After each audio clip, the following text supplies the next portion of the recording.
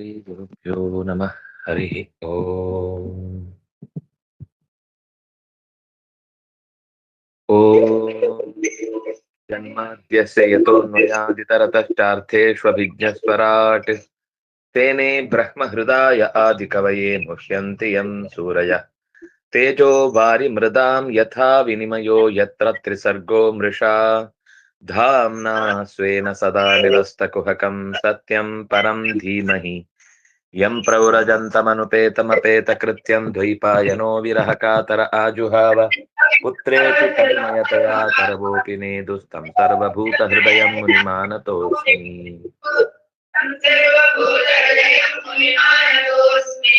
नारायणं नमस्कृत्य नरं चैव नरोत्तमं देवीं सरस्वतीं व्यासं ततो जयमुदीरये।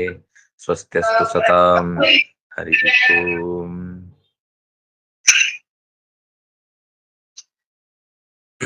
ಪ್ರಹ್ಲಾದನ ಸ್ತುತಿಯ ಮಾತುಗಳಲ್ಲಿ ಜೀವನದ ಕಾರ್ಯಕಲ್ಪಗಳನ್ನ ಅತ್ಯಂತ ವಿಸ್ತಾರವಾಗಿ ಬಿಡಿಸಿ ಹೇಳ್ತಾ ಇರುವುದು ನಮ್ಮನ್ನೇ ನಾವು ಎಚ್ಚರಿಸಿಕೊಳ್ಳುವುದಕ್ಕೆ ಮೈ ದಡವಿದಂತೆ ಈ ಮಾತುಗಳು ಆಪ್ಯಾಯಮಾನವಾಗಿಯೂ ಕೆಲವೊಂದ್ಸರ್ತಿ ಕಿವಿ ಹಿಂಡಿಯೂ ಹೇಳುವ ಪರಿಯನ್ನ ವ್ಯಾಸರು ಈ ಸ್ತುತಿಯಲ್ಲಿ ಜೋಡಿಸಿದ್ದಾರೆ. ಸಾಮಾನ್ಯ ಸ್ತುತಿ ಅಂದ್ರೆ ಬೇರೆ ಕಡೆ ನೀನ್ ದೊಡ್ಡವನು, ನೀನ್ ಹಾಗೆ, ನೀನ್ ಹೀಗೆ ಅಂತ ಇಷ್ಟೇ ಇರುತ್ತೆ. ವ್ಯಕ್ತಿಗತವಾದ ಸಮಸ್ಯೆಯನ್ನ ಚರ್ಚೆ ಮಾಡ್ಲಿಕ್ಕೆ ಹೋಗುದಿಲ್ಲ. ನೀನ್ ಅಲ್ಲೇ ಇರು, ನಾನು ಇಲ್ಲೇ ಇರ್ತೇನೆ, ಏನಾದ್ರೂ ಅಲ್ಲಿಂದಲೇ ಇದ್ರೆ ಕೊಟ್ಬಿಡು, ತಗೊಂಡೋಗ್ತೇನೆ ನಾನು ಅಂತ ಅನ್ನುವ ಸ್ಥಿತಿಯಲ್ಲಿರುತ್ತೆ ಸ್ತೋತ್ರಗಳು. ಆದ್ರೆ ಇಲ್ಲಿ ಅತ್ಯಂತ ಹೃದಯಕ್ಕೆ ತಂದುಕೊಂಡು ಹೃದಯದ ಎಲ್ಲಾ ಮೂಲೆ ಮೂಲೆಗಳಲ್ಲಿ ಅವಿತಿರುವ ಕೊಳೆಗಳನ್ನೆಲ್ಲ, ಕಸಕಡ್ಡಿಗಳನ್ನೆಲ್ಲ ಚೆನ್ನಾಗಿ ಹುಡುಕಿ ಹೆಕ್ಕಿ ಮತ್ತೆ ಅದು ಎಲ್ಲೂ ಮತ್ತೊಮ್ಮೆ ಎಲ್ಲಿಂದಲೂ ಹೊರಗಿನಿಂದ ಒಳಕ್ಕೆ ಬಾರದಂತೆ ಭದ್ರಪಡಿಸುವ ಸ್ಥಿತಿಯ ಆ ಎಚ್ಚರದ ಮಾತುಗಳನ್ನ ಪ್ರಹ್ಲಾದನ ಮಾತು ಹೇಳ್ತಾ, ಏವಂ ಸ್ವಕರ್ಮ ಪತಿತಂ ಭವವೈತರಣ್ಯಾಂ ಅನ್ಯೋನ್ಯ ಜನ್ಮ ಮರಣಾಶ ಅಶನಿಭೀತ ಭೀತಂ ಪಶ್ಯನ್ ಜನಂ ಸ್ವಪರ ವಿಗ್ರಹ ವೈರಮೈತ್ರಂ ಹಂತೇತಿ ಪಾರಮಪೇಹಿ ಮೂಢ ಸತ್ವಂ. ನಾನು ಕರ್ಮವಶದಿಂದ ಈ ಸಂಸಾರದ ವೈತರಣಿ ಅನ್ನುವ ನದಿಯಲ್ಲಿ ಬಿದ್ದಿದ್ದೇನೆ. ಈ ವೈತರಣಿ ಅನ್ನುವ ನದಿಯ ಬಗ್ಗೆ ನರಕದ ವರ್ಣನೆಗಳನ್ನ ಮಾಡುವಾಗ ಹೇಳುವಂಥದ್ದು. ಅತ್ಯಂತ ಕ್ರೂರವಾದ ಒಂದು ನದಿ. ಅದನ್ನ ದಾಟಿ ಹೋಗುದು ಅಂದ್ರೆ ಅದು ಹರಸಾಹಸ.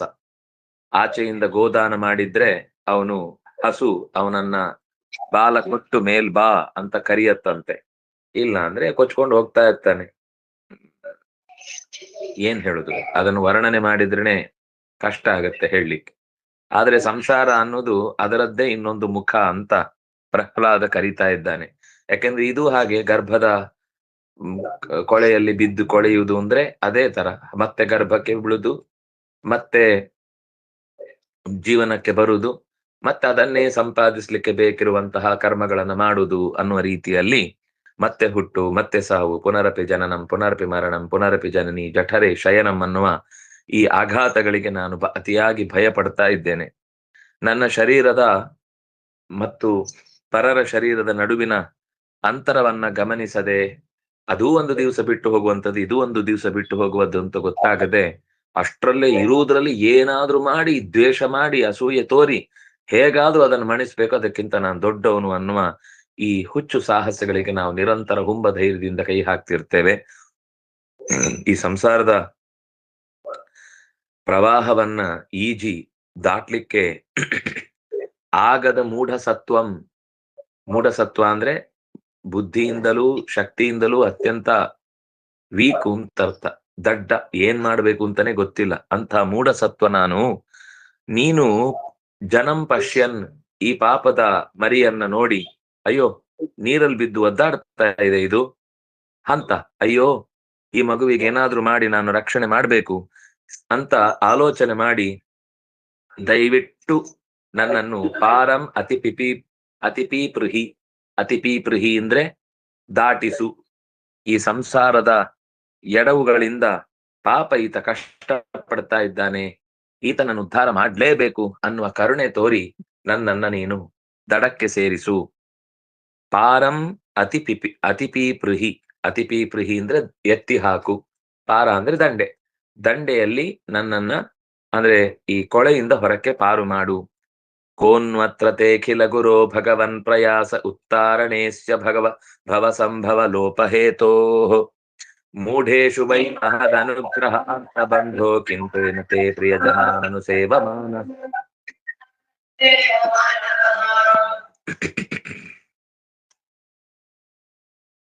ಭಗವಂತನ ಪ್ರಾರ್ಥನೆಯನ್ನ ಮತ್ತೆ ಮುಂದುವರಿಸಿ ಹೇಳ್ತಾನೆ. ಆರ್ತ ಬಂಧೋ ಅಂದ್ರೆ ಕಷ್ಟದಲ್ಲಿರೋರಿಗೆ ಮತ್ತೆ ಮತ್ತೆ ಹತ್ತಿರದವನಾಗಿ ಸಿಗೋ ನೀನೊಬ್ನೇ, ಬೇರೆಯವರು ಯಾರು ಸಿಗಲ್ಲ, ಅಂತಹ ಪ್ರೀತಿ ನಿನ್ನದು. ಜಗದ್ಗುರುವಾಗಿ ಆರ್ತಿಯಲ್ಲಿ ಬಳಲುತ್ತಿರುವವನನ್ನ ಎತ್ತುವ ತಾಕತ್ತಿರುವವನು ನೀನು. ಜಗತ್ತಿನ ಸೃಷ್ಟಿ ಸ್ಥಿತಿ ಲಯ ನಿಯಮನ ಜ್ಞಾನ ಅಜ್ಞಾನ ಬಂಧ ಮೋಕ್ಷಗಳೇ ಮೊದಲಾದ ಸಮಸ್ತ ವಿಧವಾದ ಜೀವರಾಶಿಗಳಿಗೆ ಅಗತ್ಯವಿರುವಂಥದ್ದನ್ನ ಕಾಲಕ್ಕೆ ತಕ್ಕಂತೆ ಒದಗಿಸುವವನು ನೀನು. ನಿನಗೆ ಇದೇನು ಕಷ್ಟ ಇಲ್ಲ. ಪಾರು ಮಾಡುವುದು ಎಷ್ಟರ ಕೆಲಸ. ಭ್ರೂ ವಿಭ್ರಮದಿಂದಲೇನೆ ಇವನು ಈ ಪ್ರವಾಹದಿಂದ ದಂಡೆಗೆ ಮರಳಲಿ ಅಂತ ನೀನು ಅನ್ಕೊಂಡ್ರೆ ನಾನ್ ಮೇಲ್ ಬಂದು ಬಿದ್ದಿರ್ತೇನೆ.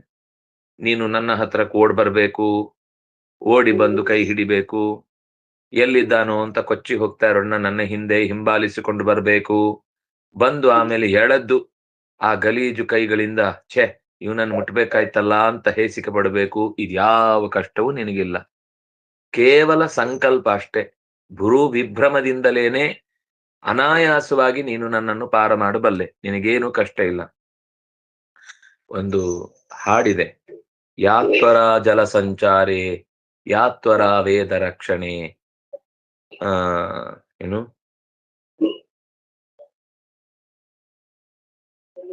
ಆ ಯಾವ ತ್ವರೆಯನ್ನ ನೀನು ಈ ಹಯಗ್ರೀವಾಸುರನನ್ನ ಅಥವಾ ಮಧುಕೈಟವರನ್ನ ಕೊಲ್ಲುವುದಕ್ಕೆ ತೋರಿಸಿದ್ಯೋ, ಸಾ ತ್ವರ ಕ್ವಗತಾ ಹರೆ, ಆ ತ್ವರೆ ಎಲ್ಲಿ ಹೋಯ್ತು? ಆ ವಿಷಯದಲ್ಲಿ ಎಲ್ಲೆಲ್ಲಿ ಓಡಿ ಅಂತವರನ್ನೆಲ್ಲ ಕಾಪಾಡ್ತಿ, ನಾನ್ ಮಾತ್ರ ಕಾಣಿಸಲ್ವ ನಿನಗೆ? ನಾನೇನು ಪ್ರಾರ್ಥನೆ ಮಾಡಿದ್ ಸಾಕಾಗ್ಲಿಲ್ವಾ? ಅಥವಾ ನಾನ್ ನಿನಗೆ ಬೇಕಾದವನಲ್ವಾ ಅಂತ ಒಂದು ಭಕ್ತ ದೇವರನ್ನ ಹೀಗೆ ಕೂಗಿಕೊಳ್ತಾನೆ. ಅನೇಕ ಕಥೆಗಳನ್ನ ನೆನಪಿಸಿಕೊಂಡು ಗಜೇಂದ್ರ ಎಲ್ಲೋ ಕೆರೆಯಲ್ಲಿ ಬಿದ್ದು ಒಂದು ಹೂ ಅವನೇ ಕಿತ್ತು ಎಸೆದು ಬಾಡಿ ಹೋದ ಹೂ ಅದು, ಅದನ್ನ ಎತ್ತಿ ಕೊಟ್ಟ ತಕ್ಷಣ ಓಡ್ ಬಂದಿದ್ದಿ, ನಾನ್ ಮಾತ್ರ ಕರೆದ್ರೆ ನಿಂಗೆ ಬರ್ಲಿಕ್ಕಾಗಲ್ಲಲ್ವಾ ಅಂತ ಹೀಗೆ ಅನೇಕ ಪ್ರೀತಿಯ ಒಂದು ಪ್ರೀತಿಯ ಜೊತೆಗಿನ ಸಿಟ್ಟಿನ ಕರೆಗಳಿಂದ ಭಗವಂತನನ್ನ ಕರೆಯುವ ರೀತಿಯಲ್ಲೇ ಪ್ರಹ್ಲಾದ ಅಖಿಲ ಗುರು, ಜಗತ್ತಿಗೆ ಎಲ್ಲದಕ್ಕೂ ಒಡೆಯನಾಗಿರುವ ಉಪದೇಶಕನಾಗಿರುವ ನೀನು ಅಸ್ಯ ಉತ್ತಾರಣೆ ಕಃ ಪ್ರಯಾಸ, ಈ ಹುಡುಗನನ್ನು ಎತ್ತಿ ಹಾಕ್ಲಿಕ್ಕೆ ನಿನ್ಗೇನ್ ಕಷ್ಟ ಇದೆ? ಅಂದ್ರೆ ಇದು ಪ್ರೀತಿಯ ಜಗಳ. ಬೇರೆಯವ್ರ ಹತ್ರ ಜಗಳ ಆಡಿದ್ರೆ ಹೈ ಆಗ ನೀನನ್ನ ಯಾರು ಮಾತಾಡಿಸ್ತಾರೆ, ಬೇಕಾದ್ರೆ ಬಾ ಹೊರಟೋಗ್ತೇನೆ ಅಂತ ಬೈತಾನೆ. ಆದ್ರೆ ದೇವರ ಹತ್ರ ಜಗಳ ಆಡುವಾಗ ಆ ತರ ಆಗುದಿಲ್ಲ, ಯಾಕಂದ್ರೆ ಅವನು ಒಳಗಿನಿಂದ ಆ ಪ್ರೀತಿಯನ್ನ ತೋರಿಯೇ ಕೇಳ್ತಾ ಇದ್ದಾನೆ. ನೀನ್ ಯಾಕೋ, ನಿನ್ನ ಹಂಗೆ ಯಾಕೋ, ನಿನ್ನ ನಾಮದ ಬಲ ಒಂದಿದ್ದರೆ ಸಾಕು ಅಂತ ದಾಸರು ಕೂಡ ದೇವ್ರ ಹತ್ರ ಜಗಳ ಆಡ್ತಾರೆ. ಬೇಡಪ್ಪ ನೀ ಬರ್ಬೇಡ, ಹೋಗ್, ನಿನ್ನ ನಾಮ ಉಂಟು ನನ್ನ ಹತ್ರ, ಅದನ್ನ ಹಿಡ್ಕೊಂಡು ನಾನು ಎಲ್ಲಿ ಬೇಕಾದ್ರೂ ಬರಬಲ್ಲೆ ಅಂತ. ಅಂದ್ರೆ ನಾಮದ ಬಲ ಅಂದ್ರೆ ಅದು ಅವನೇ, ನಾಮ ಬೇರೆ ಅಲ್ಲ, ಅವನು ಬೇರೆ ಅಲ್ಲ. ಆದ್ರೆ ಜಗಳ ಆಡುವಾಗ ಹಾಗೆ ಹೇಳುದು, ನೀನ್ ಬರದೇ ಇದ್ರು ತೊಂದ್ರೆ, ನಿನ್ನ ನಾಮಸ್ಮರಣೆ ಮಾಡ್ಲಿಕ್ಕೆ ನನಗೆ ಶಕ್ತಿ ಇದೆ, ಅದರಿಂದಲೇ ನಾನು ನಿನ್ನ ಹತ್ರಕ್ಕೆ ಬರ್ತೇನೆ ಅಂತ. ಅಂದ್ರೆ ಅದೇ ತೆಪ್ಪವಾಗಿ ಸಂಸಾರದಲ್ಲಿ ತೆಪ್ಪಗಿರುವಂತೆ ನಮ್ಮನ್ನ ಕಷ್ಟಪಡದೆ ಮೇಲಕ್ಕೆ ಬರುವಂತೆ ಮಾಡುತ್ತೆ ಅಂತ ದಾಸರು ಒಂದು ಕಡೆ ಹೇಳುತ್ತಾರೆ. ಹೀಗೆ ಹೇ ದೀನ ಬಂಧೋ, ಆರ್ತ ಜನರಿಗೆ ಕಷ್ಟವನ್ನ ಪರಿಹರಿಸುವವನೇ, ನೀನು ಭಕ್ತಿಗೆ ಅನುಗುಣವಾಗಿ ಸಂಸಾರದಿಂದ ಎಲ್ಲರನ್ನು ಪಾರು ಮಾಡ್ತಿ. ಏನು ಭ್ರೂ ಅಂದ್ರೆ ಹುಬ್ಬು, ವಿಭ್ರಮ ಅಂದ್ರೆ ಅಲ್ಲಾಡಿಸುವುದು.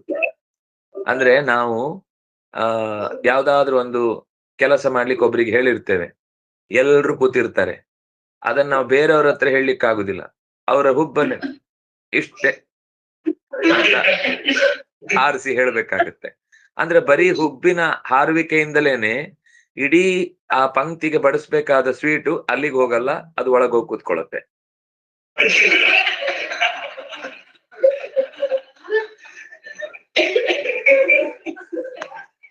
ಅಂದ್ರೆ ಹುಬ್ಬಿನ ವಿಭ್ರಮಕ್ಕೆ ತುಂಬಾ ಕೆಲಸ ಮಾಡ್ಲಿಕ್ಕೆ ಬರುತ್ತೆ. ನಾನ್ ಸುಮ್ನೆ ನಿಮ್ಗೆ ಆ ಸಹಜವಾದದ್ದನ್ನ ಸರಳವಾದದ್ದನ್ನ ಹೇಳಿದೆ. ಇನ್ನು ಏನೇನೋ ಆಗುತ್ತೆ ಭ್ರೂ ವಿಭ್ರಮದಿಂದ. ಆದ್ರಿಂದ ಆ ಭಗವಂತನ ಚಟುವಟಿಕೆ ಅನ್ನೋದು ಅತ್ಯಂತ ಸಹಜವಾದದ್ದು. ನಿನಗೇನ್ ಕಷ್ಟ ಇಲ್ಲ ನನ್ನನ್ನು ಅನುಗ್ರಹಿಸುವ ವಿಷಯದಲ್ಲಿ. ಒಂದು ಮಹದನುಗ್ರಹ ವೈಮೂಢೇಶು, ನನ್ನನ್ನು ಅನುಗ್ರಹ ಮಾಡುದ್ರಿಂದ ನಿನಗೇನ್ ಲಾಭ ಇದೆ ಅಲ್ವಾ? ಅದಕ್ಕೆ ಬಹುಶಃ ನೀನ್ ನನ್ನ ಹತ್ರಕ್ಕೆ ಬಂದು ಪಾಪದ ಹುಡುಗ ಎಪ್ಸೋಣ ಅಂತ ಯೋಚನೆ ಮಾಡ್ತಿಲ್ಲ ನೀನು. ಕಿಂತೇನತೆ ಪ್ರಿಯ ಜನಾನನು ಸೇವಮಾನಃ, ನಿನಗೇನಾಗ್ಬೇಕಾಗಿದೆ? ನಮ್ಗೆ ಮಾತ್ರ ನಿನ್ನಿಂದ ಏನೋ ಬೇಕು, ನಿನ್ನಿಂದ ಮೋಕ್ಷ ಬೇಕು, ನಿನ್ನಿಂದ ಜ್ಞಾನ ಬೇಕು. ನೀನು ಯೋಚನೆ ಮಾಡಿದ್ರೆ 1 ನಿಮಿಷದಲ್ಲಿ ಅಲ್ಲ, ನೀನ್ ಸಂಕಲ್ಪ ಮಾಡುವಾಗ್ಲೇ ನಾವು ಉದ್ಧಾರ ಆಗಿರ್ತೇವೆ. ದೇವಶೇಷ ಸ್ವಭಾವೋಯಂ, ಉದ್ಧಾರಿಸುವುದು ನಿನ್ನ ಸಹಜ ಗುಣ. ಹೇಳಿಲ್ವಾ? ಮೋಚಯಿಷ್ಯಾಮಿ ಮಾ ಶುಚಃ, ನಿನ್ನನ್ನು ಬಿಡಿಸ್ತೇನೆ ಹೆದರಬೇಡ ಅಂತ ನೀನು ಹೇಳಿದ ಮಾತಿದೆಯಲ್ವಾ, ಅದರ ಭರವಸೆ ಮೇಲೆ ನಾವು ನಿನ್ನನ್ನೇ ಬಂದು ಶರಣಾಗಿ ಕೇಳ್ತೇವೆ. ನಿನಗೆ ಭಕ್ತರನ್ನ ರಕ್ಷಿಸುವುದು ಒಂದು ಸಹಜ ಸ್ವಭಾವ. ಅದೊಂದು ನಾನೊಂದು ಇವತ್ತೇನೋ ಕೆಲಸ ಮಾಡ್ಬೇಕಿತ್ತು, ಮರೆತೋಯ್ತು, ಏನ್ ಮಾಡ್ಬೇಕು ಅಂತ ಯೋಚಿಸುವ ಪ್ರಸಂಗ ಇಲ್ಲ. ನೀ ನಿತ್ಯ ಮಾಡುವ ಕೆಲಸ, ನಿರಂತರ ಮಾಡುವ ಕೆಲಸ, ಇಷ್ಟಪಟ್ಟು ಮಾಡುವ ಕೆಲಸ, ಸ್ವಭಾವ ಸಹಜವಾದ ಕೆಲಸ, ಭಕ್ತರನ್ನು ಉದ್ಧರಿಸುವುದು. ಆ ಯದಾ ಯದಾ ಹಿ ಧರ್ಮಸ್ಯ ಗ್ಲಾನಿರ್ಭವತಿ ಭಾರತ ಅಭ್ಯುತ್ಥಾನವ ಧರ್ಮಸ್ಯ ತದಾತ್ಮಾನಂ ಸೃಜಾಮ್ಯಹಂ. ತ್ರಾಣಾಯ ಸಾಧೂನಾಂ ವಿನಾಶಾಯ ಚ ದುಷ್ಕೃತಾಂ ಧರ್ಮ ಸಂಸ್ಥಾಪನಾರ್ಥಾಯ ಸಂಭವಾಮಿ ಯುಗೆ ಯುಗೆ. ಇದು ನಿನ್ನ ಸಹಜ ಧ್ಯೇಯ ಮಂತ್ರ. ನೀನ್ ಇದನ್ನ ಆಗಾಗ ನೆನಪಿಸ್ಕೊಂಡು ಬೋರ್ಡು ಎಲ್ಲಿಯಾದ್ರೂ ಒಂದು ಗೋಡೆ ಮುಂದೆ ಹಾಕಿದ್ ಓದುದೇ ಇಲ್ಲ ಯಾವಾಗ್ಲೂ. ನಾವು ಮನ್ಸಲ್ಲಿದ್ರೆ ಮಾತ್ರ ಓದುದು. ಗೋಡೆಯಲ್ಲಿ ಇದ್ದಿದ್ ಗೋಡೆಯಲ್ಲೇ ಇರುತ್ತೆ ಅದು ಕೊನೆವರೆಗೂ. ನಿಮ್ಮನೇಲಿ ಒಂದು ಗೋಡೆಯಲ್ಲಿ ಬರ್ದಿದ್ದು ಗೊತ್ತಾ? ಹೌದಾ, ನಮ್ಮನೇಲಿ ಗೋಡೆ ಅಲ್ಲ, ನೀವೇ ಅವತ್ ನಮ್ಮನೆಯಿಂದ ತಗೊಂಡೋಗಿ ಅಂಟಿಸಿದ್ದು. ಹೌದಾ, ನೆನಪೇ ಇಲ್ಲಲ್ಲ. ನಮ್ಮ ಮನೆ ಮುಂದೆನೆ ಇರುತ್ತೆ, ಗೋಡೆಗೆ ಇರುತ್ತೆ, ಬಾಗಿಲಿಗೆ ಇರುತ್ತೆ, ಎದುರುಗಡೆನೆ ಇರುತ್ತೆ. ಅದನ್ನು ಓದು ಅಭ್ಯಾಸವೇ ಇಲ್ಲ ನಮ್ಗೆ. ಯಾಕಂದ್ರೆ ಅದು ಓದ್ಬೇಕು ಅಂತ ನಾವು ಮೊದ್ಲು ಹಚ್ಚಿದ್ದು. ಆಮೇಲೆ ಆ ವಿಷಯವನ್ನು ಬಿಟ್ಟು ಬೇರೆ ಎಲ್ಲ ಓದ್ತಾ ಇರ್ತೇವೆ. ಇದು ಬಂದವರಿಗೆ ಓದ್ಲಿಕ್ಕೆ ಇರುತ್ತೆ ಅಷ್ಟೇ. ಬಂದವ್ರು ನೀವೆಲ್ಲ ನಮ್ಮ ಮನೇಲಿ ಹೀಗೆ ಓದ್ಕೊಂಡು ಹೋಗಿ, ಇಲ್ಲಿಂದ ನಾವು ಜ್ಞಾನ ಕೊಡ್ಲಿಕ್ಕೆ ಇರೋ ಹೊರತು ನಾವು ಓದಿ ಜ್ಞಾನಿಗಳಾಗ್ಲಿಕ್ಕೆ ಇರುವುದಲ್ಲ ಅಂತ ಒಂದು ನಿರ್ಧಾರ ಮಾಡಿ ಕೂತ ಹಾಗಿರುತ್ತೆ ನಮ್ಗೆ ಎಷ್ಟೋ ಸಲ. ಆದ್ರೆ ನಿನಗೆ ಇದು ಸ್ವಭಾವ ಸಹಜವಾದದ್ದು. ನಿನಗೆ ನೆನಪಿಸ್ಲಿಕ್ಕೆ ಮತ್ತೊಂದು ಚೀಟಿ ಬೇಡ. ಯಾರೋ ಒಬ್ರು ಎಲ್ಲ ಮರ್ತೋಗುತ್ತೆ ಅಂತ ಚೀಟಿ ಬರ್ಕೊಂಡ್ರು. ಹೋಗುವಾಗ ಚೀಟಿನೇ ಮರ್ತೋಯ್ತು. ಇದು ನಮ್ಮ ನೇರ ದುರ್ಬಲ ಸಮಸ್ಯೆ. ಆದ್ರೆ ನಿನಗೆ ಮೋಕ್ಷ ಕೊಡುವುದೇನು ಕಷ್ಟದ ಕೆಲಸ ಅಲ್ಲ. ನಿನಗೇನು ಈ ಕೆಲಸದಿಂದ ಉಪಯೋಗ ಇಲ್ಲ.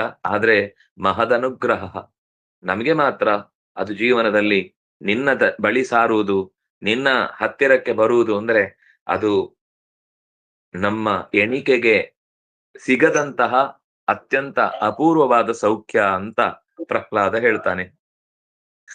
ನೈವೋದ್ವಿಜೇ ಭವದುರತ್ಯಯ ವೈತರಣ್ಯಾಃ ತ್ವತ್ತೀರ್ಥಗಾಯನ ಮಹಾಮೃತಂ ತದು ಉತ್ತಚಿತ್ತಃ ಶೋಚೇನುತೆ ವಿಮುಖಚೇತಸ ಇಂದ್ರಿಯಾರ್ಥಂ ಮಾಯಾಕೃತಾಯ ಭರವಿಹತೋ ವಿಮೂಢಾನ್. ನಾನು ಈ ದಾಟ್ಲಿಕ್ಕೆ ಸಾಧ್ಯವಾಗದ ವೈತರಣಿಯ ಬಗ್ಗೆ ಭಯ ಪಡುವುದಿಲ್ಲ. ವೈತರಣಿ ಅನ್ನೋದು ತುಂಬಾ ಭಯವನ್ನ ಹುಟ್ಟಿಸುವ ಪ್ರವಾಹ, ಹೌದು. ಆದ್ರೆ ನಾನು ವೈತರಣಿಗೆ ಭಯ ಪಡಲ್ಲ ನಾನು. ಯಾಕೆಂದ್ರೆ ನಿನ್ನನ್ನು ಕೊಂಡಾಡುವ ಶಾಸ್ತ್ರಗಳ ಶ್ರವಣ ಮಾಡಿದ್ದೇನೆ. ಅದನ್ನೇ ಮಾಡ್ತಾ ಮಾಡ್ತಾ ಅದು ಅಮೃತದ ರಸದಂತೆ ಅದನ್ನ ಇಷ್ಟಪಟ್ಟು ಸ್ವೀಕರಿಸಿದ್ದೇನೆ. ಅಯ್ಯೋ, ಮಾಡದೇ ಇದ್ರೆ ನಾಳೆ ಏನಾದ್ರೂ ಹುರಿದು ಬಿಡ್ತಾರೆ ಅಂತ ಭಯದಿಂದ ನಾನು ಯಾವತ್ತೂ ಶಾಸ್ತ್ರವನ್ನು ಶ್ರವಣ ಮಾಡಿದವನಲ್ಲ. ನನ್ನನ್ನ ಬೇರೆಯವರು ಏನ್ ಅನ್ಕೋತಾರೋ ಏನೋ, ನನ್ನನ್ನ ಶಾಸ್ತ್ರಜ್ಞ ಅಂತ ತಿಳ್ಕೊಳ್ಳದೆ ಇದ್ರೆ ನನಗೆ ಸಂಪಾದನೆ ಆಗುವುದು ಹೇಗೆ ಅನ್ನುವ ಈ ಯೋಚನೆಯಿಂದ ನಾನು ಶಾಸ್ತ್ರವನ್ನ ಕಲಿತವನಲ್ಲ. ನಾರದರು ಕಿವಿಗೆ ಹಾಕ್ತಾ ಇದ್ರು, ಅದು ಅಮೃತದ ರಸಪಾನ. ಸಹಜವಾಗಿ ಅಯಸ್ಕಾಂತದ 2 ಕಬ್ಬಿಣ ಇಟ್ಟಾಗ ಹೇಗೆ ಅದು ಎಳ್ಕೊಳ್ಳುತ್ತೋ ಹಾಗೆ ಇಂತಹ ಮಾತುಗಳೆಲ್ಲ ನನ್ನ ಕಿವಿಯೊಳಗೆ ಸೆಳೆದು ಸೆಳೆದು ನನ್ನ ಹೃದಯವನ್ನ ತುಂಬಿಸಿತ್ತು. ನಾನು ಆ ಕೇಳುವಿಕೆಯಿಂದ ತುಂಬಾ ಸುಖ ಪಟ್ಟವನು. ನಿನ್ನ ಬಗೆಗೆ ಏನಾದ್ರೂ 1 ಅಕ್ಷರ ಜಾಸ್ತಿ ಗೊತ್ತಾಯ್ತು ಅಂತಂದ್ರೆ ಹಿರಿ ಹಿಗ್ಗಿ ಅಲ್ಲೇ ಇದ್ದಲ್ಲೇ ಕುಣಿದು ಕುಪ್ಪಳಿಸ್ಬೇಕು ಅಂತ ಅನ್ಸುತ್ತೆ ಎಷ್ಟೋ ಸಲ. ನಿನ್ನ ನಾಮಸ್ಮರಣ ಮಾಡುವಾಗ ನಾನು ಮೈ ಮರೆತು ಬಿಡುತ್ತೇನೆ. ಯಾರಿದ್ದಾರೆ ಯಾರಿಲ್ಲ, ನಾನು ಕುಣಿದ್ರೆ ಏನ್ ಅನ್ಕೋತಾರೋ, ನಾನು ನರಹರಿ ಅಂತ ಜೋರಾಗಿ ಕೂಗಿಕೊಂಡ್ರೆ ನನ್ನನ್ನು ಯಾರು ಏನು, ಇವನ್ ಎಂತ ಯಾವ್ದೋ ಕಾಡು ಪಾಪ ಇದ್ದಾನೆ, ಯಾವ್ದೋ ಕಾಡಿನಿಂದ ಓಡ್ಕೊಂಡ್ ಬಂದಿದ್ದಾನೆ ಅಂತ ನನ್ನನ್ನು ಏನಾದ್ರೂ ಹುಚ್ಚು ಅಂತ ಅನ್ಕೋತಾರೆ ಅಂದ್ರೆ ನಾನು ಆ ಹುಚ್ಚಿಗೆ ಹೆದರಿದವನಲ್ಲ. ನನ್ನನ್ನು ಹುಚ್ಚ ಅಂತಾನೆ ಅನ್ಕೊಳ್ಳಿ, ಪೆದ್ದ ಅಂತಾನೆ ಅನ್ಕೊಳ್ಳಿ, ಮೂರ್ಖ ಅಂತಾನೆ ಅನ್ಕೊಳ್ಳಿ, ನನಗೆ ಯಾವುದು ಇದರ ಬಗ್ಗೆ ಬೇಸರವೇ ಆಗಿಲ್ಲ. ನಾನು ಶೋಕಿಸುವುದು ಯಾವಾಗ ಅಂದ್ರೆ ಈ ಸಂಸಾರದ ಸುಖಕ್ಕಾಗಿ ಜನ ನಿರಂತರ ಅದು ಕಷ್ಟ ಕೊಡ್ತಾ ಇದೆ ಅಂತ ಗೊತ್ತಿದ್ರು ವಿಮುಖ ಚೇತಸ್ಕರಾಗಿ ಇಂದ್ರಿಯಗಳ ಸೌಖ್ಯವೇ ಪರಮ ಸುಖ ಅಂತ ಭಾವಿಸಿ ಅದರ ಬೆನ್ನ ಹಿಂದೆ ಓಡ್ತಾರಲ್ಲ, ಅವ್ರನ್ ಕಂಡಾಗ ಮಾತ್ರ ಮನಸ್ಸು ತುಂಬಾ ದುಃಖಿತವಾಗುತ್ತೆ.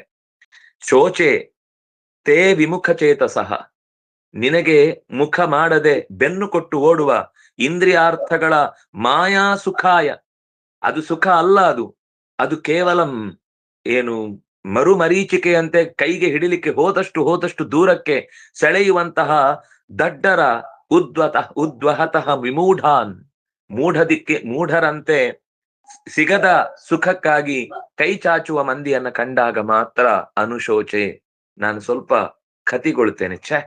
ಇವ್ರಿಗೆ ಯಾವಾಗಪ್ಪ ಎಚ್ಚರ ಆಗತ್ತೆ, ಯಾವಾಗಪ್ಪ ಇವರಿಗೆಲ್ಲ ಸರಿಯಾದ ತಿಳಿವು ಬರುತ್ತೆ, ಇದು ತಪ್ಪು ಅಂತ ಗೊತ್ತಿದ್ದು ಕಷ್ಟ ಅಂತ ಅದರ ಅನುಭವವನ್ನು ಪಡೆದು ಕೂಡ ನಾಳೆ, ಇವತ್ ಕಷ್ಟ ಆಗಿರ್ಬೋದು, ನಾಳೆ ಸರಿ ಹೋಗುತ್ತೆ, ನಾಳ್ದು ಸರಿ ಹೋಗುತ್ತೆ, ಇಲ್ಲೇ ಎಲ್ಲ ಸೌಖ್ಯ ಬರುತ್ತೆ, ಇದರಿಂದಲೇ ಪರಮ ಸುಖ ಸಿಗುತ್ತೆ ಅಂತ ಹೀಗೇನೆ ಕಷ್ಟಪಡುವ ಜನರಿಗೋಸ್ಕರ ಮಾತ್ರ ನನ್ನ ಮನಸ್ಸು ತುಂಬಾ ಕತಿಗೊಳ್ಳುತ್ತೆ, ತುಂಬಾ ವ್ಯಥೆಗೊಳ್ಳುತ್ತೆ.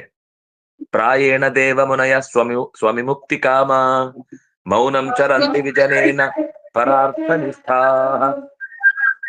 ನೈತಾನ್ ವಿಹಾಯ ಕೃಪಣಾನ್ ವಿಮುಮುಕ್ಷ ಏಕೋ ನಾಣ್ಯಂ ತ್ವದನ್ಯ ಶರಣಂ ಭ್ರಮತೋನು ಪಶ್ಯೇ.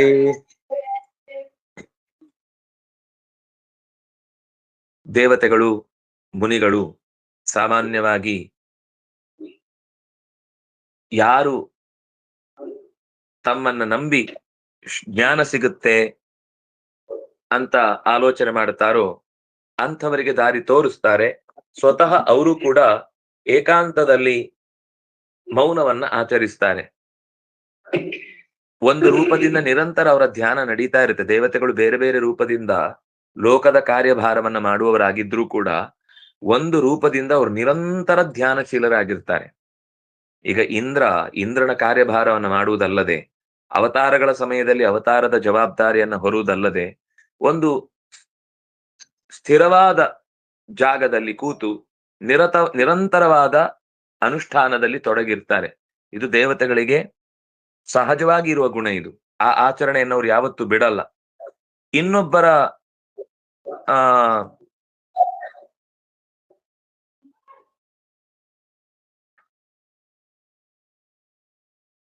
ಸಾಧನೆಯ ವಿಷಯದಲ್ಲಿ ಅವರು ನಿರಂತರ ಕಾಳಜಿ ತೋರಿಸ್ತಾರೆ. ದೇವತೆಗಳು ನಮ್ಮ ಇಂದ್ರಿಯಗಳಲ್ಲಿ ನಿಂತು ಅನೇಕ ಕಾರ್ಯಭಾರ ಮಾಡ್ತಾರೆ. ಯಾಕೆ ಅಂದ್ರೆ ಪ್ರಾಣಿಗಳಲ್ಲೂ ಮಾಡಬಹುದು, ಆದ್ರೆ ಪ್ರಾಣಿಗಳಿಗೆ ಸ್ವತಃ ಪ್ರಜ್ಞೆ ಇಲ್ಲ. ಅದರಿಂದಾಗಿ ವ್ಯಕ್ತಿಗತವಾಗಿ ಅವುಗಳಿಗೆ ಸುಖವೂ ಇಲ್ಲ, ಅಂದ್ರೆ ಸುಖ ಅಂದ್ರೆ ಮೋಕ್ಷದ ಹಾದಿಯೂ ಇಲ್ಲ, ಅಥವಾ ಸ್ವರ್ಗದ ಹಾದಿಯೂ ಇಲ್ಲ, ಅಥವಾ ನರಕದ ಹಾದಿಯೂ ಇಲ್ಲ. ಈಗ ಹುಲಿ ಒಂದು ಪ್ರಾಣಿಯನ್ನು ಕೊಂದಿತು ಅಂದ್ರೆ ಅದಕ್ಕೆ ನರಕ ಇಲ್ಲ. ಅಥವಾ ಯಾವುದೋ ಒಂದು ಪ್ರಾಣಿ ಮನಸ್ಸನ್ನ ನಿಯಂತ್ರಣದಲ್ಲಿಟ್ಟುಕೊಂಡು ತುಂಬಾ ಸಾಧನೆ ಮಾಡುತ್ತೆ ಅಂತಂದ್ರೆ ಅದಕ್ಕೆ ಸಾಧನೆ ಮಾಡ್ಲಿಕ್ಕೆ ಬರಲ್ಲ. ಅಥವಾ ತಪ್ಪು ಕೆಲಸ ಮಾಡಿ ಒಳ್ಳೆ ಕೆಲಸ ಮಾಡಿ ಸ್ವರ್ಗ ನರಕ ಅನ್ನೋದು ತಿರಿಯ ಜೀವಿಗಳಿಗೆ ಇಲ್ಲ. ಆದ್ರೆ ಮನುಷ್ಯನಿಗೆ ಅಂಥದ್ದೊಂದು ಅವಕಾಶ ಇದೆ. ನನಗೆ ಈ ದೇವತೆಗಳ ಆದರ್ಶ ಬಹಳ ಮುಖ್ಯ ಅನ್ಸುತ್ತೆ. ಅವರು ತಮ್ಮ ಬಗ್ಗೆ ಮಾತ್ರ ಯೋಚಿಸುವುದಿಲ್ಲ, ತಮ್ಮನ್ನು ನಂಬಿದವರ ಎಲ್ಲರ ಸಾಧನೆಯ ದಾರಿಯ ಗುರಿಯನ್ನ ತಲುಪಿಸುವುದಕ್ಕೆ ಅವರು ನಿರಂತರ ಪ್ರಯತ್ನ ಪಡುತ್ತಾರೆ. ಹಾಗಾಗಿ ಅವನು ಹೇಳ್ತಾನೆ, ನ ಏತಾನ್ ವಿಹಾಯ, ಈ ಅಸುರ ಬಾಲಕರನ್ನ ದೂರೀಕರಿಸಿ, ಕೃಪಣಾನ್ ಏತಾನ್ ವಿಹಾಯ ನ ವಿಮುಕ್ತ, ನನಗೆ ಈ ಮೋಕ್ಷ ಬೇಡ, ಇವರೆಲ್ಲ ನರಕದಲ್ಲಿ ಅಥವಾ ಇವರೆಲ್ಲ ಕಷ್ಟದಲ್ಲಿ ಒದ್ದಾಡುವುದನ್ನ ನೋಡಿ ನಾನು ಮಾತ್ರ ಮೋಕ್ಷಕ್ಕೆ ಬರ್ತೇನೆ ಅಂತ ನೀನು ಅನ್ಕೊಳ್ಬೇಡ. ನನಗದು ಬರುವುದು ಇಷ್ಟವೂ ಇಲ್ಲ. ಇವರನ್ನ ಬಿಟ್ಟು ನನ್ಗೆ ನೀನು ಮೋಕ್ಷ ಕೊಡ್ತೀನಿ ಅಂದ್ರೆ ನನಗೆ ಆ ಮೋಕ್ಷ ಬೇಡ. ನಾನು ಇಲ್ಲೇ ಇದ್ದು ನಿನ್ನ ಭಜನೆ ಮಾಡ್ತಾ ಆ ಸುಖದಲ್ಲೇ ಕಳೀತೇನೆ. ನನಗೆ ಈ ಸಂಸಾರದ ಸುಖದಲ್ಲಿ ನನ್ಗೇನು ಆಸಕ್ತಿ ಇಲ್ಲ. ಆದ್ರೆ ಇವರನ್ನ ಬಿಟ್ಟು ಬರುವ ಇವರನ್ನ ದಾಟಿಸುವ ಜವಾಬ್ದಾರಿಯನ್ನ ಅದು ಹೊತ್ತಿದ್ದೇನೆ ಅಂದ್ರೆ ನಾನೇನು ದೊಡ್ಡದು ಮಾಡ್ತೇನೆ ಅಂತಲ್ಲ. ಆದ್ರೆ ನನ್ನ ಕೈಯಿಂದ ನನಗೆ ಎಚ್ಚರ ಇರುವ ತನಕ, ಇವರನ್ನೂ ಕರ್ಕೊಂಡು ಬರುವ ತನಕ ನನ್ನ ಋಣ ಈ ನೆಲದಲ್ಲಿ ಮುಗಿಯುವುದಿಲ್ಲ. ಅದು ಮುಗಿದ ಮೇಲೇನೆ ನಾನು ಅಲ್ಲಿಗೆ ಬರುವುದು. ನಾಣ್ಯಂ ತ್ವದಸ್ಯ ಶರಣಂ ಭ್ರಮತೋನು ಪಶ್ಯೆ. ಸಂಸಾರದ ಗೊಂಡಾರಣ್ಯದಲ್ಲಿ ನಿರಂತರ ಸುತ್ತು ಹಾಕುತ್ತಿರುವ ಎಲ್ಲರಿಗೂ ಅವರಿಗೂ ನೀನೇ ಗತಿ ಅಂತ ನನಗೆ ಗೊತ್ತಾದ್ರಿಂದಾಗಿ ನಿನ್ನ ಹತ್ರ ಈ ಮಾತನ್ನ ನಾನ್ ಅಪ್ಲಿಕೇಶನ್ ಇಡ್ತಾ ಇದ್ದೇನೆ. ಇನ್ಫ್ಲುಯೆನ್ಸ್ ಮಾಡ್ತಿಲ್ಲ. ಇವರನ್ನು ಕರ್ಕೊಂಡು ಹೋಗ್ಲಿಕ್ಕೆ ನೀನ್ ನನಗೆ ಸಹಾಯ ಮಾಡ್ಬೇಕು. ಇವ್ರ ಜೊತೆಗೇನೆ ನಾನು ಎತ್ತರಕ್ಕೆ ಬರಬೇಕು. ನಾನೊಬ್ಬನೇ ಎತ್ತರಕ್ಕೆ ಏರಿ ಏನ್ ಖುಷಿ ಪಡುವುದು? ನಾನು ಮೋಕ್ಷಕ್ಕೆ ಬಂದೆ, ಬೆಟ್ಟದ ತುದಿಯಲ್ಲಿ ಬೊಬ್ಬೆ ಹೊಡೆಯುವುದು. ಕೆಳಗಿನವರೆಲ್ಲ ಪಾಪ ನನ್ನನ್ನು ನೋಡಿ ಛೇ ಅವನಿಗೆ ಮೋಕ್ಷ ಆಯ್ತು ಅಂತ ಕೈ ಹಿಸಿಕೊಳ್ಳುವುದು. ಇದು ಸುಖನಾ? ಎಲ್ಲರನ್ನು ಕರ್ಕೊಂಡು ಬಂದು ಮೇಲಕ್ಕೆ ಬಂದು ಎಲ್ಲರೂ ಒಟ್ಟು ಸೇರಿ ಆ ಬೀಸುವ ಗಾಳಿಗೆ ಮೈ ಒಡ್ಡಿ, ಆ ತಣ್ಣನೆಯ ಗಾಳಿಗೆ ಮೈಯನ್ನ ಒಡ್ಡಿದಾಗ ಆಗುವ ಆನಂದವನ್ನು ಅವರ ಕಣ್ಣಲ್ಲಿ ಕಂಡಾಗ ಆಗುವ ಸುಖ ಇದೆಯಲ್ಲ, ಆ ಸುಖದ ಮುಂದೆ ನನಗೇ ವೈಯಕ್ತಿಕವಾಗಿ ಆತ್ಮ ಸುಖ ಆಯ್ತು ಅಂದ್ರೆ ಆ ಸುಖವನ್ನು ನಾನು ಸುಖ ಅಂತ ಪರಿಗಣಿಸಲ್ಲ. ನನಗೆ ಸುಖ ಯಾವುದು ಅಂದ್ರೆ ನನ್ನ ಜೊತೆಗಿರುವ ಎಲ್ಲರೂ ಕೂಡ ನಿನ್ನನ್ನ ಪಡೆಯುವ ಪ್ರಯತ್ನದಲ್ಲಿ ಸಫಲರಾಗಬೇಕು. ಅದು ನನಗೆ ನಿಜವಾದ ಸುಖ. ನಾಣ್ಯಂ ತ್ವದಸ್ಯ ಶರಣಂ. ಇವರಿಗೂ ನೀನೇ ಶರಣ ಅಂತ ನನಗೆ ಗೊತ್ತಿದೆ. ಆದ್ರಿಂದಾಗಿ ನೀನು ಅವರನ್ನು ಸೇರಿಸಿ ನನ್ನನ್ನು ಕರ್ಕೊಂಡು ಹೋಗುದಾದ್ರೆ ನನಗೆ ಬೇರೆ ಅನ್ಯಂನ ಪಶ್ಯೆ, ಬೇರೆ ಯಾರು ನನಗೆ ನಿನ್ನಂತಹ ದಿಕ್ಕು ಕಾಣಿಸ್ತಿಲ್ಲ, ನಿನ್ನಂತ ಗತಿ ಕಾಣಿಸ್ತಿಲ್ಲ. ನನಗೆ ನೀನೊಬ್ಬನೇ ಗತಿ, ನನಗೆ ಮಾತ್ರ ಅಲ್ಲ ಅವರಿಗೂ ನೀನೇ. ಆದ್ರಿಂದಾಗಿ ನೀನನ್ನೇ ಬೇಡಿಕೊಳ್ತಾ ಇದ್ದೇನೆ. ಅವರನ್ನು ಸೇರಿ ನನ್ನನ್ನ ಕರ್ಕೊ ಬರ್ತೇನೆ.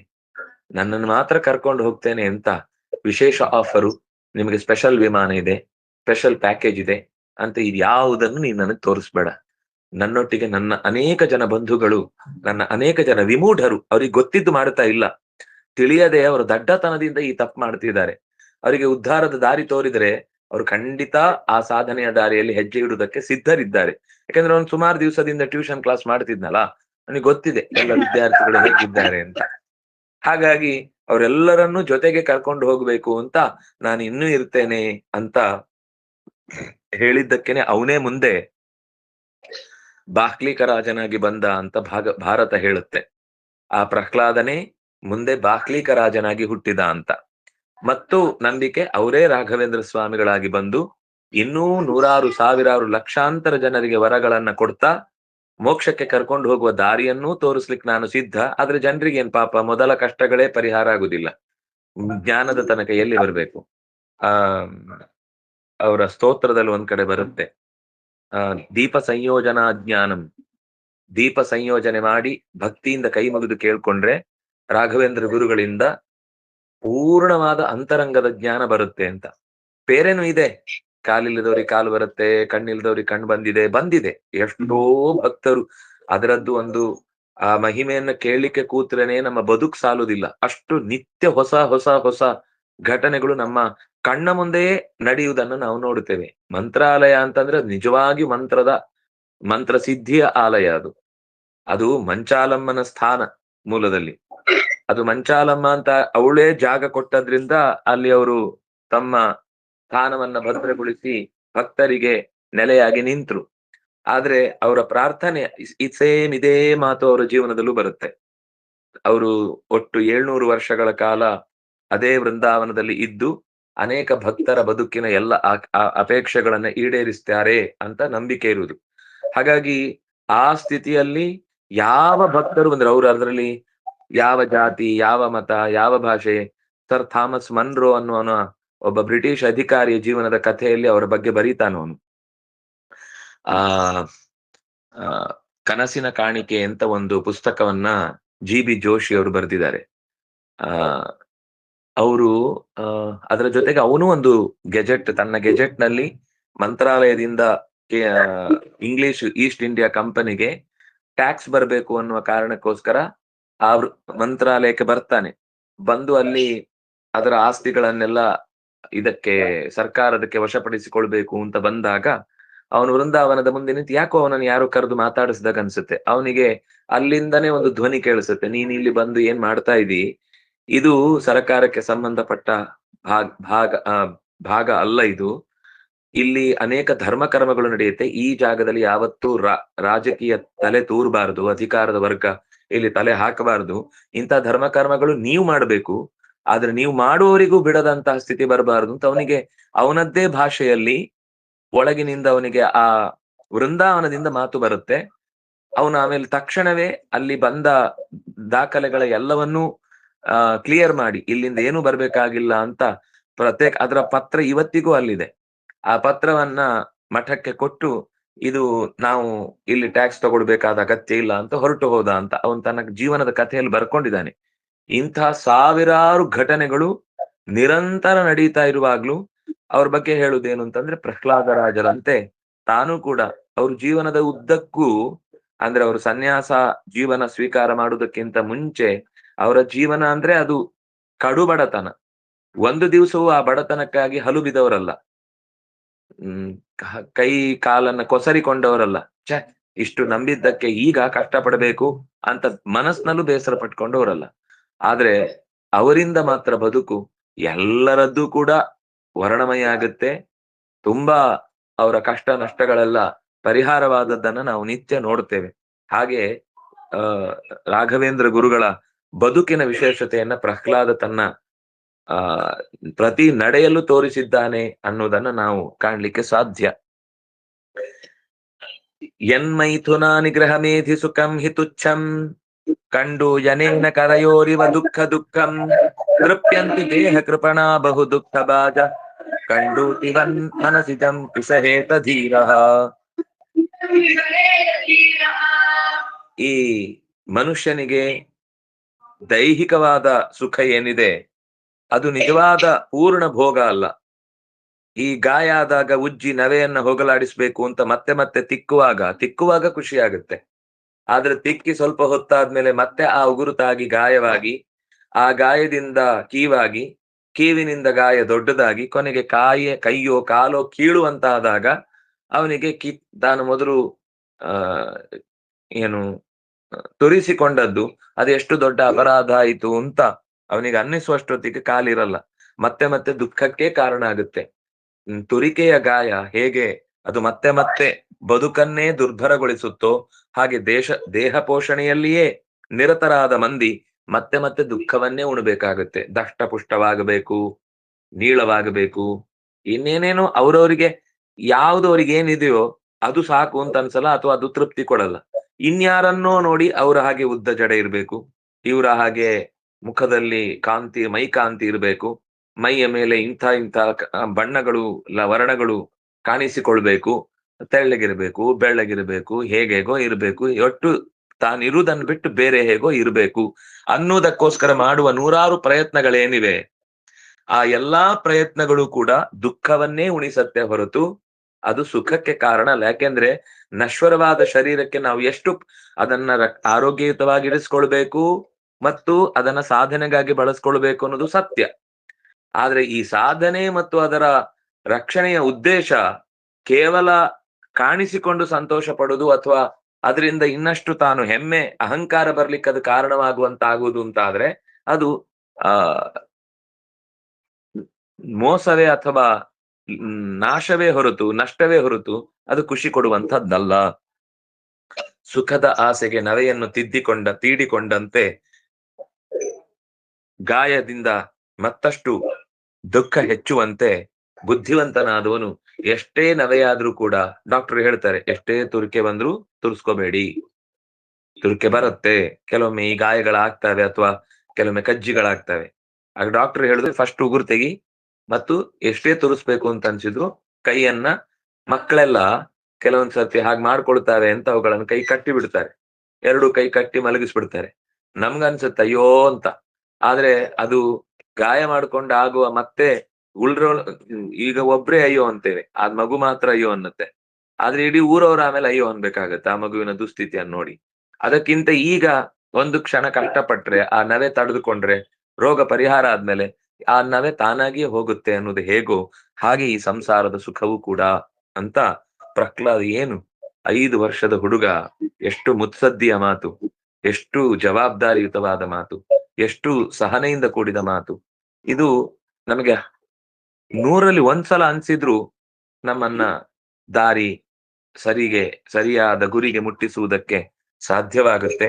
ಅಂತಹ ಅಪೂರ್ವ ಮಾತುಗಳನ್ನ ಆಡಿದ ಪ್ರಹ್ಲಾದನ ಮಾತುಗಳು ಇನ್ನು ಮುಂದೆ ಇದೇ ವಿಷಯದಲ್ಲಿ ಮುಂದುವರಿಯತ್ತೆ. ನಾಳೆ ಮತ್ತೆ ಅದನ್ನ ಸೇರಿದಾಗ ಅನುಸಂಧಾನ ಮಾಡೋಣ ಅಂತ ಹೇಳ್ತಾ, ಕಾಯೇನ ವಾಚ ಮನಸೇಂದ್ರಿಯೈರ್ವಾ ಬುದ್ಧ್ಯಾತ್ಮನಾವಾನುಸೃತ ಸ್ವಭಾವ ಕರೋಮಿ ಯದ್ಯತ್ ಸಕಲಂ ಪರಸ್ಮೈ ನಾರಾಯಣಾಯೇತಿ ಸಮರ್ಪಯಾಮಿ.